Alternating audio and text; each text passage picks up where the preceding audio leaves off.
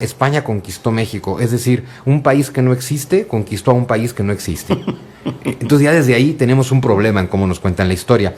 1504 es un año muy interesante porque es el año en que Hernán Cortés, un castellano, un extremeño castellano de 19 años, deja Castilla para instalarse en Haití.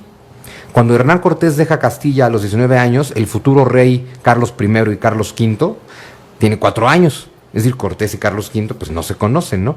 Y para cuando Hernán Cortés está dejando Castilla para la aventura americana, que estará primero en Haití, luego en Cuba y finalmente llegará a lo que hoy es México, Moctezuma lleva 2 años en el poder. Moctezuma, el más cruel y sanguinario de los tlatoanis mexicas, lleva 2 años en el poder.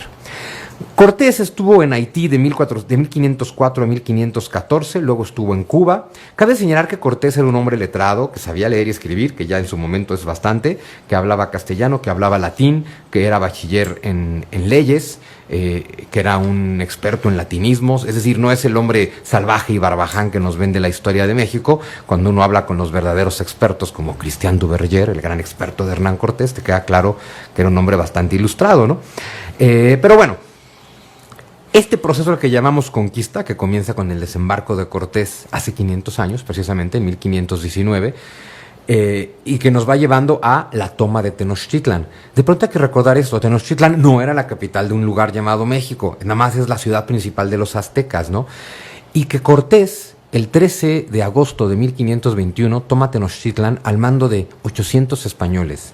Y uno diría, bueno, ¿cómo es posible que 800 españoles logren derribar Tenochtitlan? Bueno, porque Cortés viene al mando de 800 españoles y 150,000 indígenas. 150,000 indígenas de los oprimidos por los mexicas que se unen a Cortés. Entonces, la historia está muy torcida desde el principio, ¿no?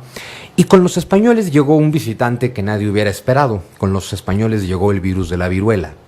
Y esto es bien importante comentarlo porque de pronto se habla, pues con esta idea de que quitar las estatuas de Colón, que porque el genocidio y demás. El gran genocida de América fue la viruela. Es decir, no estamos hablando de españoles que llegan a masacrar indios, estamos hablando de españoles que llegan y traen viruela. Un virus al que ellos ya han desarrollado defensas, pero que es absolutamente desconocido en el continente americano, que ha estado aislado del resto del mundo. Y para que nos hagamos una idea de que, sí hay una catástrofe demográfica y cultural bárbara entre los pueblos indígenas, porque habría unos 20 millones de habitantes indígenas en Mesoamérica cuando llega Cortés. 100 años después quedan 700,000.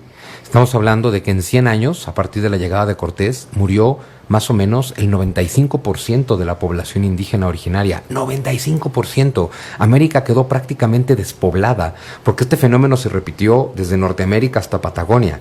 Entonces, pero vaya, el gran asesino es la viruela. Como si nos vamos más para atrás, cuando los mongoles invaden toda Asia y llegan a Europa, pues traen la peste negra, y la peste negra mató a la mitad de la población de Asia y a la mitad de la población de Europa, ¿no?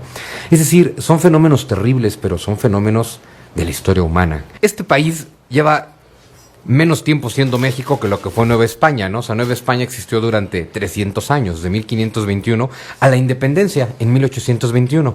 Y llevamos 200 años de vida independiente. La independencia de verdad, la que gana Agustín de Iturbide el 27 de septiembre de 1821. Y ahí empieza, justo ahora sí, una relación México-España. México es un país que empieza a existir el 28 de septiembre de 1821, cuando Agustín de Iturbide y Juan de O'Donojú firman el Acta de Independencia del Imperio Mexicano. Y por supuesto, ya hay una España que se consolidó en el siglo XVI. Cuando se proclama la independencia, el rey Fernando VII no la acepta al principio. Eso es un proceso clásico en las independencias. Pero mira, leerte un poquito del Plan de Iguala, que es la proclamación de independencia de Iturbide, porque desde aquí se habla de la amistad. Cuando Iturbide dice: americanos, bajo cuyo nombre comprendo no solo a los nacidos en América, sino a los europeos, africanos y asiáticos que aquí residen. Me brinco párrafos, ¿no? Pero dice, hace 300 años que esta América ha estado bajo la tutela de España, bla, bla, bla, pero es momento de la independencia, ¿no? Y habla, los horrores del pasado, se refiere a la guerra de Hidalgo y de Morelos, que fue tremenda, dice, nos han llevado a la conclusión de que la unión general entre europeos y americanos es la única base sólida para poder ser felices.